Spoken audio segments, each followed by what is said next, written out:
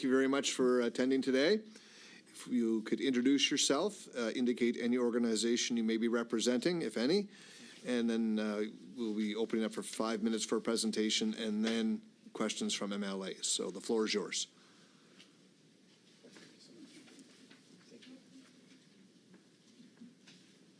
Hello, try that again. My name is Chris O'Neill, and I am the Executive Director of the Ross Creek Centre for the Arts in rural Kings County, Nova Scotia. I go by she, her. I'm also an artist with Two Planks and a Passion Theatre, and I am part of the Nova Scotia Arts Coalition, which is an ad hoc group of individuals and artists, arts organizations from across the province, from Yarmouth to Sydney. And I will just ask leave for 1 second because you called me a few minutes early, so I just have to pull up my presentation. You take your time. We appreciate you coming on early as well. And Thank we're you. just a reminder that we are focused on Bill 198, the Financial Measures Act, so if you could frame your comments around that, clauses in that act. Absolutely. Thank you. Okay. There are many things that I would like to speak to today, but 5 minutes does not give us a lot of time together. So I'm going to get the formalities out of the way right away. I am here in reference to Clause 62, the loss of the deed transfer tax from the casinos, and the attendant loss of revenues to the province, which then we are supposed to believe is the rationale for decimating the culture of Nova Scotia. I'm choosing that clause because I've been thinking a lot about the gamble that this government is taking with this Financial Measures Act, a gamble that is already affecting people's livelihoods, our communal heritage, and a sense of our own possibilities. While I am very proud to stand with and for so many colleagues across the province who all work in very different ways and whose voices should all be heard, I'm going to use our own organization as an illustration of the larger issue. I've also asked the office to distribute some important data around the impact of arts and culture on Nova Scotia's economy and society, which you can look at your leisure. But rather than focusing my time on well-documented statistics, I would like to tell two stories. The first is our origin story and what we do. So the Ross Creek Centre for the Arts is in rural Kings County. We are 3 kilometers down a dirt road, where the nearest village of 900 people is 7 minutes away. We are a multidisciplinary, multicultural, and multi-generational centre which operates arts and environmental outreach, working with some of the most marginalized people in our area.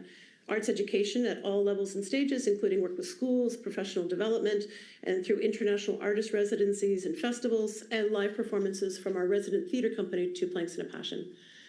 So we bring a minimum of 15,000 visitors a year to our community. And the very small investment that the government of Nova Scotia makes annually to our operating budget is then multiplied by 10 in revenue generation. In other words, the investment of the province allows us to leverage 10 times that money into our own organization, which as a charity is then redistributed out into our community. And that doesn't include the economic impact that we have on our community and on the province as a whole. The jobs that we create in both our own organization and in the broader community, at the local inn, the coffee shop, the gas station, the hardware store. We are an integral part of the economy of our rural community. Beyond that, we also bring in other kinds of investment. The place that I'm sitting and speaking to you from today is called the Ross Creek Annex, and it was created at a cost of $3 million from a private donor. $3 million of local contractors, suppliers, tradespeople, all new money into our community because, again, of that very small investment that the provincial government makes into our programs and operations. Those are real economic impacts in a very rural community. And that is a good return on investment. And those stories are repeated in varying scales across the province, with the impacts felt as keenly in rural communities as they are in urban ones. And along with those go, of course, with all the social good impacts. The children who have learned to express themselves creatively and gain confidence, the artists given their first professional job with our theatre, the audiences who feel connection and less isolation through gathering together at production, the healthcare workers who move into our community specifically because we're here. The belonging and identity that is felt and created at our community suppers. That is all the direct result of the small amount of provincial investment in one rural community, in one organization over the past decades. And I want to be really clear. The Department of Communities, Culture, Tourism and Heritage is not the problem with Nova Scotia's finances. The $14 million of cuts that includes not just 20% cuts to organizations, but 100% cuts to vital programs and services will impact the lives of Nova Scotians now and into the future. You have about a minute left. Thank you. If passed, this province will be poorer. These are real programs we offer to our communities where we are rooted and where we serve, and instead the Financial Measures Act seeks to lighten a financial burden on a casino.